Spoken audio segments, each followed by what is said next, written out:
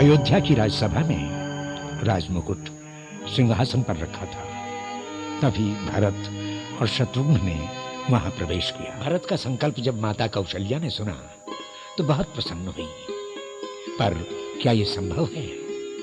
ये प्रश्न उनकी वाणी में पूरी तरह उजागर था। भरत की पत्नी मांडवी आज बड़ी प्रसन्न थी। वो अपनी प्रसन्नता को व्यक्त करने तथा लक्ष्मण की पत्नी उर्मिला के हृदय में उत्साह भरने उसके कक्ष में पहुंची।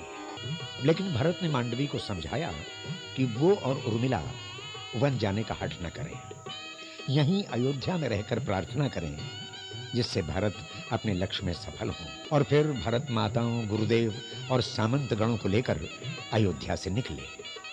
उनके साथ बहुत बड़ा सैन्य दल था, जिसमें यांत्रिक, शिल्पी आदि भी थे, और उनके पीछे था अयोध्या का वो जन समुदाय जिन्हें राम बन जाते हुए तमसा नदी के किनारे सोता छोड़ आगे बढ़ गए थे।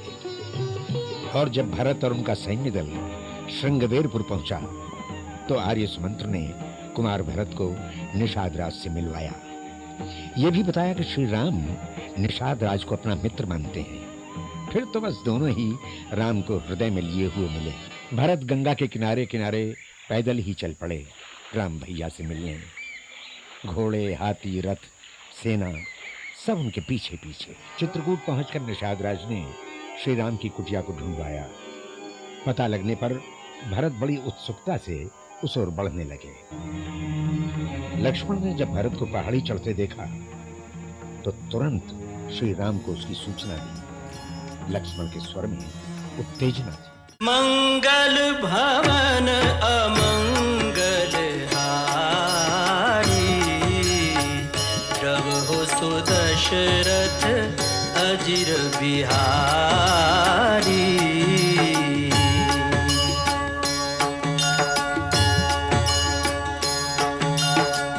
सीताराम चरित अति पावन, मधुर सरस अरु अति मन भावन।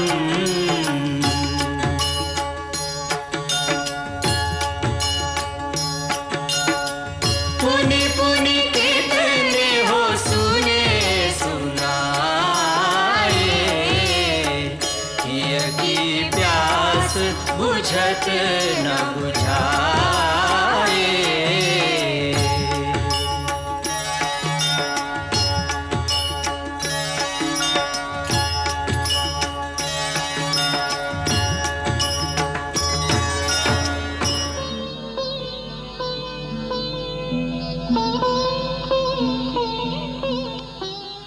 लक्ष्मण, राम, धीरज से काम लो।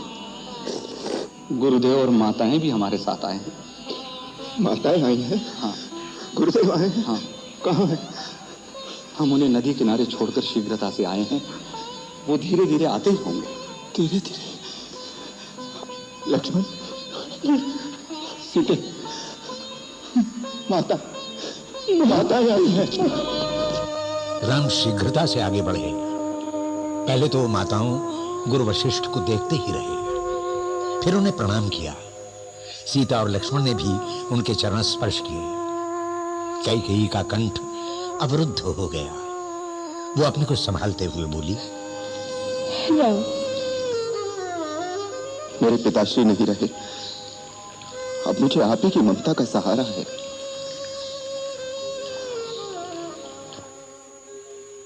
मुझे क्षमा कर दो, इन सारे दुखों की जड़ मैं हूं।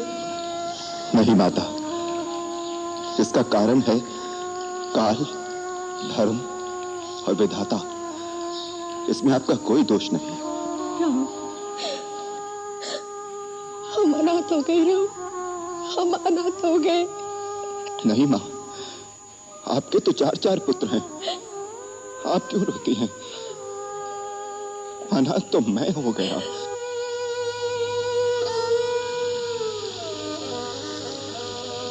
गुरुदेव, मैं अपने पिताश्री को आपके चरणों में छोड़कर आया था। कहां चले गए वो मेरी माताओं को इस वेश में छोड़कर? राम, भावी बड़ी प्रबल है। नदी में बहते हुए काट के टुकड़ों की भांति हम जन्म जन्मांतर की धारा में बहते हुए एक दूसरे से मिलते बिछुड़ते और फिर मिलते रहते हैं। यह मिलना बिछुड़ना अनिवार्य है, इसलिए बुद्धिमान इसका शोक नहीं करते। इस समय तुम्हें दिवंगत आत्मा के प्रति एक पुत्र का कर्तव्य पूरा करना चाहिए। पुत्र का धर्म है अपने जनक के जीते जी उसकी सेवा और रक्षा करना और मृत्यु उपरांत उन्हें सद्गति में पहुंचाना। अब तुम दोनों भाई पवित्र मंदाकिनी में चलकर अपने पिता के लिए तिल और जल से तर्पण करो।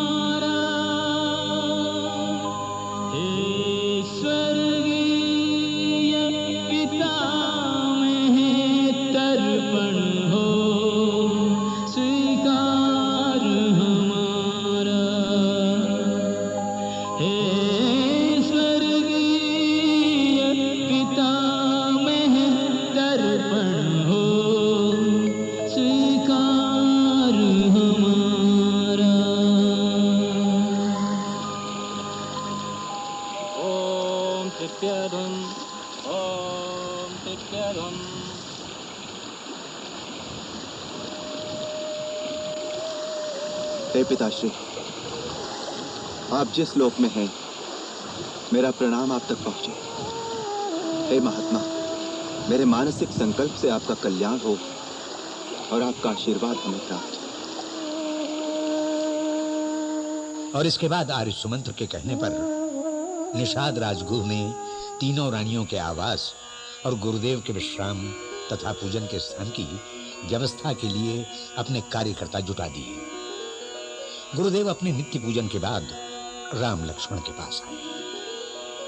राम, लक्ष्मण, राजा हो या रंक, सभी मानव अपने अपने कर्मानुसार इस मृत्युलोक में आते हैं और अपने भाग्यानुसार सुख दुख का भोग पूरा करके परलोक में चले जाते हैं। यही विधि का विधान है। हानि लाभ, जीवन मरण, यश अपयश विधि हाथ। सब विधि के हाथ में है, तो मनुष्य के हाथ में क्या है गुरुदेव? कर्म। कर्म ही मनुष्य के हाथ में है, उसी से तो वो अपना भाग्य बनाता है। कर्म ही मनुष्य के हाथ में है, उसी से तो वो अपना भाग्य बनाता है। कर्म का विधान गुरु की वाणी में गूंजता हुआ राम और लक्ष्मण के अंतर में उतर गया। उधर सीता तीनों माताओं की सेवा में लगी थी। उन्होंने कैकेयी माता की उद्विग्नता को शांत किया। सीता। जी माता जी। भरत ने कहा था मुझे दंड देने का अधिकार केवल राम को ही है।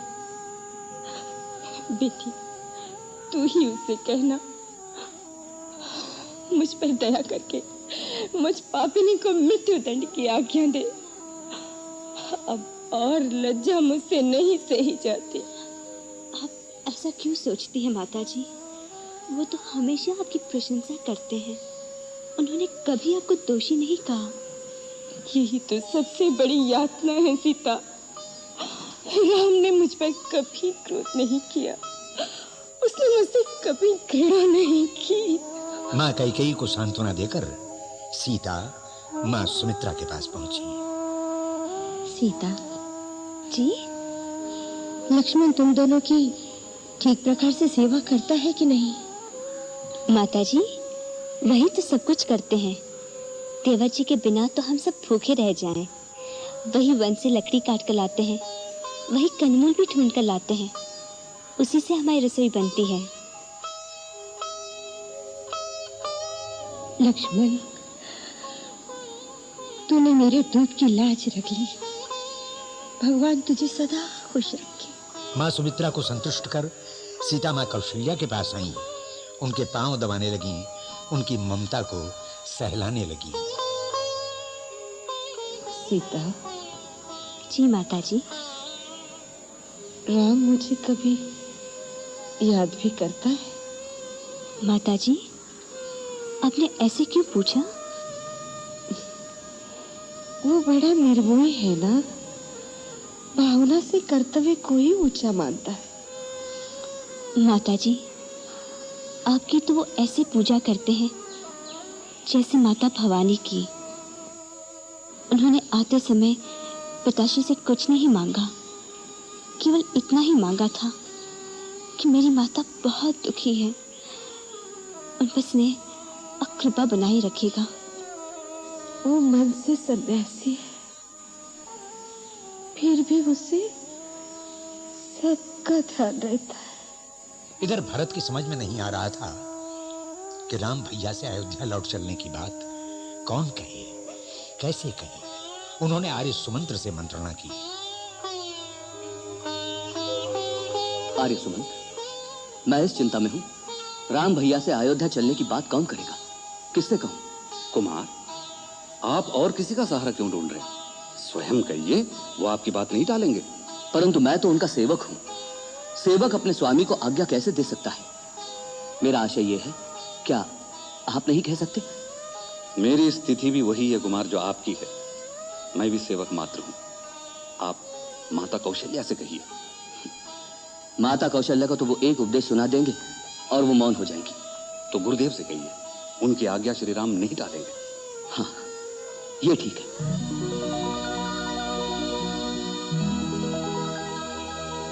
भरत, मैं तुम्हारे बात से सहमत हूं, परंतु कुछ नहीं गुरुदेव। मैं जानता हूं राम भैया आपकी आज्ञा नहीं टाल सकते, इसलिए आपको आज्ञा देनी ही होगी। अन्यथा मैं अन्न जल त्याग करके यही चित्रकूट में अपने प्राण त्याग दूंगा। नहीं वत्स, इसकी आवश्यकता नहीं पड़ेगी। धन्यवाद गुरुदेव। ऐसा लगता है जैसे अब मेरे भाग्य का उदय होने वाला है। भरत ने जब गुरुदेव से आश्वासन पाया तो लक्ष्मण को अपना मंतव्य कह सुनाया। भैया, सुना है भरत भैया अपने साथ राजाभिषेक की सारी सामग्री लाए हैं। वो यहीं पर आपका राजाभिषेक करना चाहते हैं। अच्छा, परंतु भरत को ऐसी नीति विरुद्ध बात नहीं सोचनी चाहिए। इसमें नीति विरुद्ध क्या है भैया? देखो लक्ष्मण, पिताश्री के वचन का पालन करना जितना मेरा धर्म है, उतना ही भरत का भी है।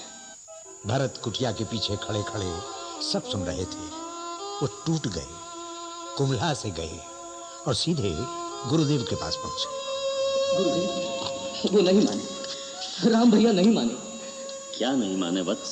उनका भाव जानने के लिए मैंने लक्ष्मण द्वारा उनको सूचना दी थी कि हम उनका राज्याभिषेक यहीं करना चाहते हैं, परंतु उन्होंने कह दिया भरत ऐसी नीति विरुद्ध बात कभी सोच ही नहीं सकता। पिता के वचन का पालन करना जितना मेरा धर्म है, उतना ही भरत का भी। गुरुदेव, आप मेरे लिए कुछ कीजिए, मैं मर जाऊंगा। आप राम भैया को आज्ञा दीजिए। भरत, तुम्हारे प्रेम की पराकाष्ठा देखकर वशिष्ठ का मन भी विचलित हो रहा है, तो क्या राम पर उसका प्रभाव नहीं पड़ेगा? लगता है तुम्हारे निश्चल प्रेम की धारा में तीनों लोग बह जाएंगे। सच गुरुदेव, मेरे राम भैया भी? हाँ, तेरे राम भैया भी। यदि मानव के हृदय से सच्ची पुकार निकले तो स्वयं भगवान को भी अपने नियम तोड़ देने पड़ते हैं। कल सवेरे हम सभा बुलाएंगे, उसमें सब निर्णय हो जाएगा। गुरुदेव, अमिट प्रेम की अमर कहानी,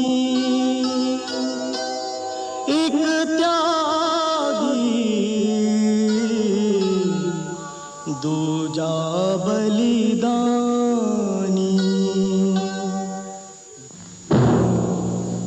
परम पूज्य गुरुदेव, भैया,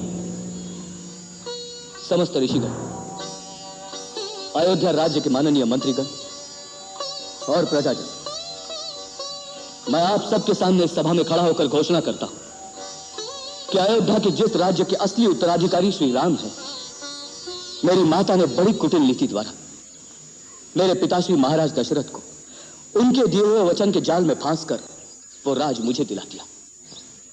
परंतु ऐसे अधर्म के पथ पर चलना मैं सर्वथा अनुचित मानता हूं, क्योंकि राज का अधिकारी सर्वदा ज्येष्ठ पुत्र ही होता है।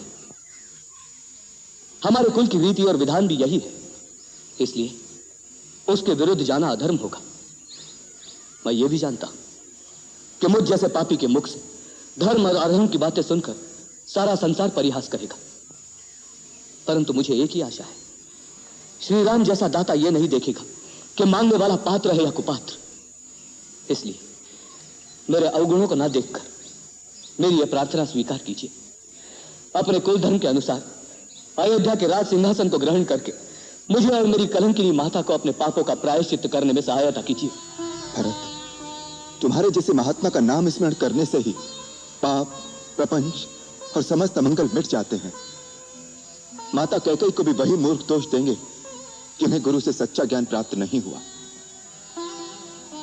भरत, मेरे भाई, इन भावनाओं से ऊपर उठकर केवल इतना सोचो कि हमारे महान पिता ने माता कैकेयी को दिए हुए जिस वचन के लिए न केवल मुझे त्याग दिया, परन मुझे त्यागने के दुख में अपने प्राण भी त्याग दिए, ऐसे सत्यवादी पिता के वचन को हम चारों भाई निभाएं या उनके स्वर्गवास के पश्चात उनके वचन का निरादर करके उन्हें झूठा प्रमाणित कर दें? बताओ भरत, इस समय हम चारों भाइयों का क्या धर्म है? राम, मैं इस युग की तो नहीं, किंतु आज सबके सामने मैं तुमसे क्षमा मांगती हूँ। मुझे क्षमा कर दो राम। स्वर्गीय महाराज ने मुझे वर दिए थे, वो मेरे प्रति वचनबद्ध थे।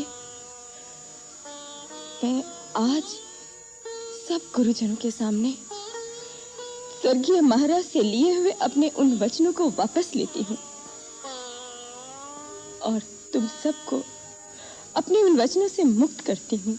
इसके लिए बहुत देर हो गई माता। आपको वचन देने अथवा अपना वचन वापस लेने का अधिकार केवल पिताश्री को था। मैं तो केवल इतना ही जानता हूं कि पिताश्री के परलोक सिधारने के बाद उनके वचन का पालन करना एक पुत्र के लिए संसार के सब धर्मों से बड़ा धर्म है। मुझे विश्वास है अपने अंतिम समय में भी उन्हें इस बात पर गर्व रहा होगा कि उनके पुत्र ने उनके वचन का पालन किया। क्या उनकी मृत्यु के बाद हम उनका वो गर्व नष्ट कर देंगे?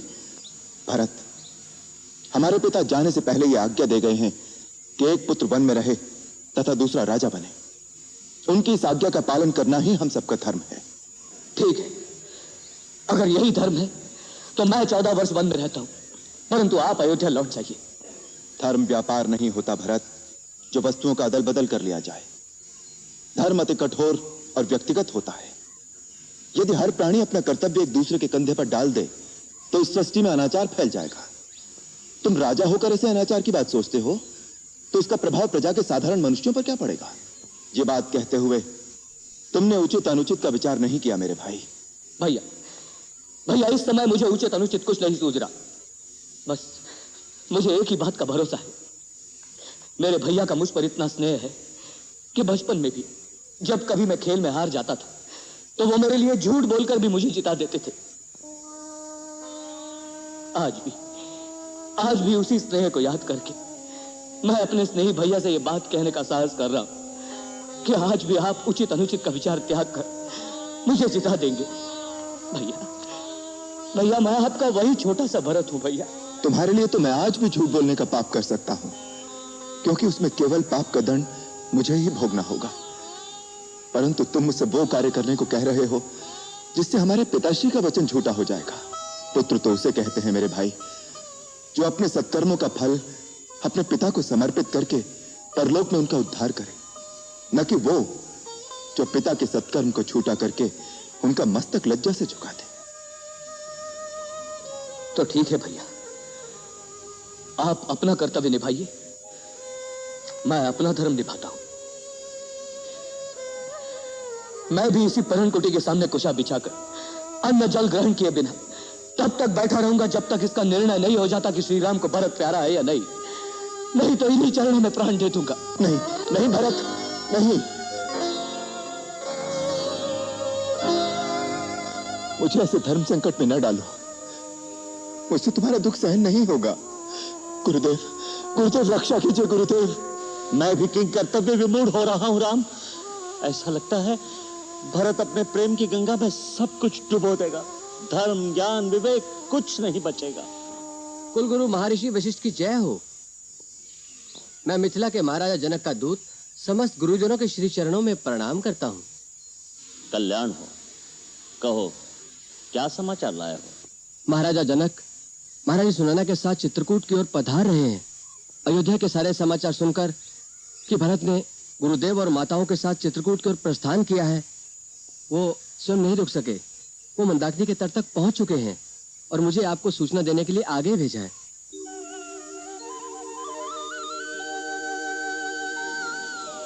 यह अति आनंददायक सूचना है। महाराज जनक के आने से हमारा भार हल्का हो गया। विजयराज निष्पक्ष रूप से हमारी समस्या सुलझा देंगे। अतः आज की ये सभा उनके आने तक स्थगित की जाए। राम, भरत, तुम चारों भाई आगे बढ़कर महाराज जनक का उचित स्वागत करो। जो आ गया गुरुदेव। और कुछ ही समय में महाराज जनक और महारानी सुनैना आश्रम में आए। चरण वंदना गुरुदेव। कल्याण हो विजयराज, आपका आगमन शुभ है। चिरंजीव हो।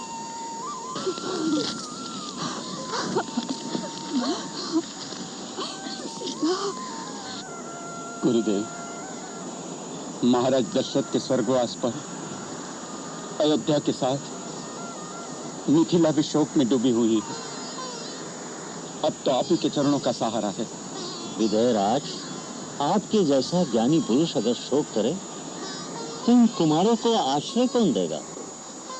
वत्स राम, भरत, लक्ष्मण, शत्रुघ्न, मैं दूतों से सारी बात सुन चुका हूं। तुम चारों ने रघुकुल की कीर्ति गाथा में आदर्श स्थापित कर दिया है। तुम धन्य हो। कुछ देर विश्राम के बाद रात्रि के प्रथम प्रहर में महारानी कौशल्या और महारानी सुनैना मिली। मिथिला नरेश के आने से हम सबको बड़ी आशा बन गई। इस समय दोनों घर में वो ही सबसे बड़े हैं। मन से चिंता निकाल दो महारानी, प्रभु सबका मंगल करेंगे। दोनों भाई अपनी अपनी बात पर अटल है। मैं क्या करूं? मेरा तो हृदय कांप रहा है बहन। इतनी अधीर न हो महारानी, हर रात्रि के बाद प्रभात अवश्य आती है। अब पतवार महाराज जनक के हाथ में है। राम वन में रहे या अयोध्या में, मुझे कोई अंतर नहीं पड़ता। परंतु मेरे भरत की व्यथा जिस प्रकार मिटे, वही निर्णय महाराज दे। देवी, देवी आप उनसे अवश्य कहिएगा। अच्छी बात है। अब आज्ञा दो राजमाता। यदि थोड़े समय के लिए सीता को साथ भेज देती तो आपका बड़ा अनुग्रह होता। उसके पिता ने तो उसे अच्छी तरह देखा भी नहीं। अवश्य ले जाइए देवी, अवश्य। सीता जी, माँ के साथ जा बेटी। धन्यवाद बेटी, पुत्री, सीता,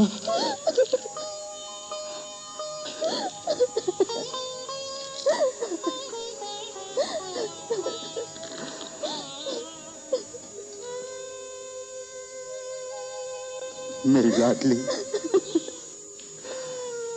तेरा ये वेश देखकर हृदय में करुणा का ज्वार उमड़ रहा है। परंतु पुत्री, मुझे अपार गर्व भी है कि तुमने नारी धर्म का कीर्ति स्तंभ स्थापित कर दिया। पिताजी, मैंने तो वही किया है जो आपने माता जी ने सिखाया है। आओ बेटी।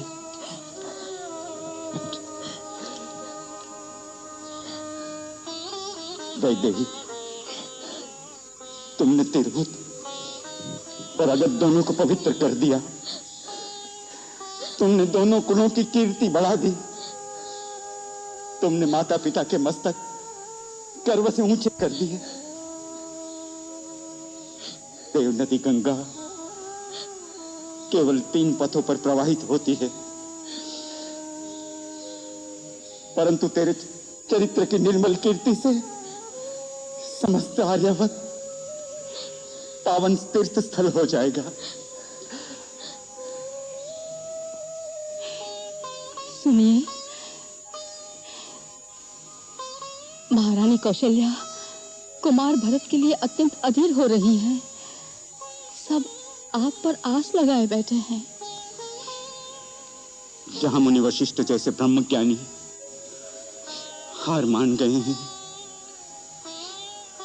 उसका समाधान जनक कैसे कर सकेगा? आप अवश्य समाधान कर सकेंगे महाराज। राजमाता कौशल्या, दोनों रानियां और अयोध्यावासी केवल भरत की चिंता करते हैं। रानी, भरत प्रेम की सीमा है तो राम धर्म कर्म की मर्यादा। राज्य की लालसा के लिए तो युद्ध होते हैं, होते रहेंगे,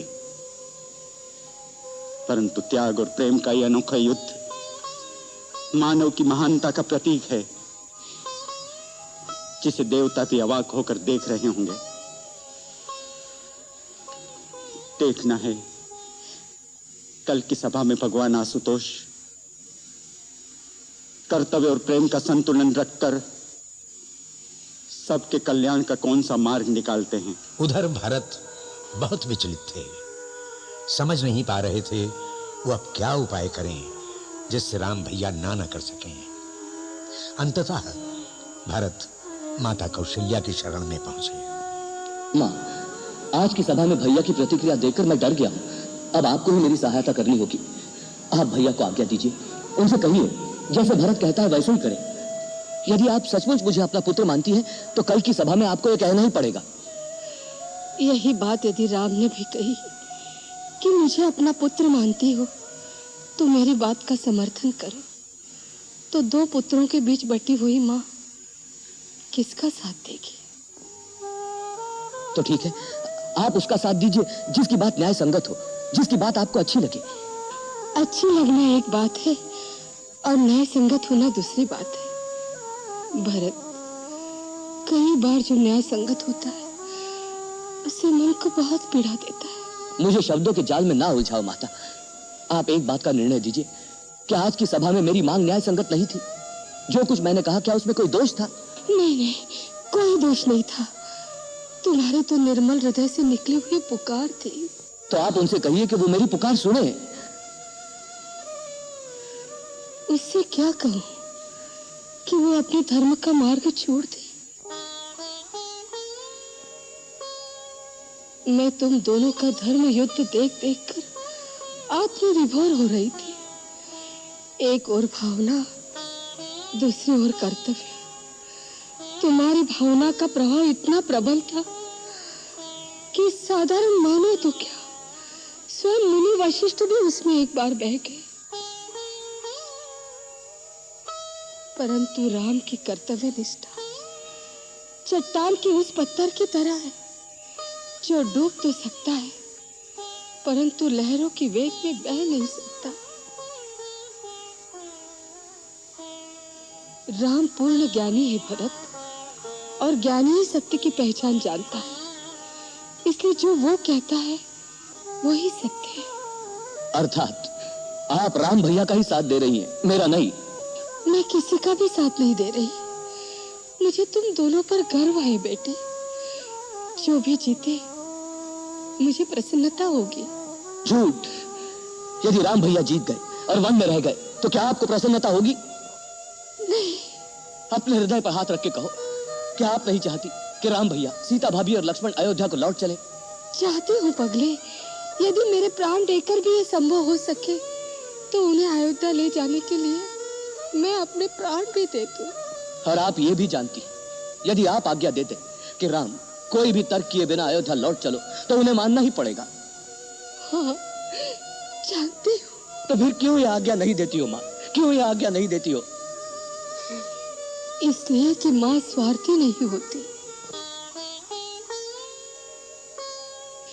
राम के अयोध्या जाने से मुझे सुख होगा, इसलिए क्या उसके कर्तव्य, उसके धर्म से विमुख होने की आज्ञा मैं उसे दे दूं?